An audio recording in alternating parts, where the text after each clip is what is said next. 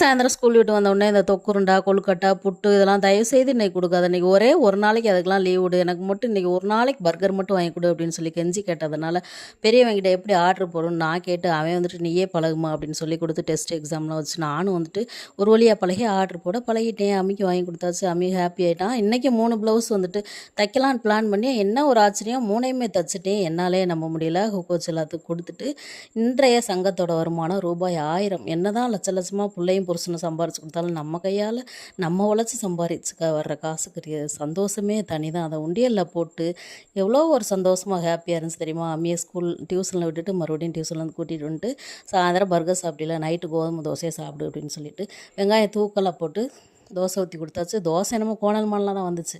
ஆனால் வந்துட்டு தேன் ஊற்றி தொட்டு சாப்பிடும்போது என்ன ஒரு டேஸ்ட்டாக இருந்துச்சு. ஒரே தேவாமிரதமாக இருந்துச்சு. நானும் அம்மியும் கோதுமை தோசை ஊற்றி சாப்பிட்டு இந்த நாள் இனிதே ஓட்டியாச்சு அப்படின்னு சொல்லிட்டு ஓட்டிட்டோம்.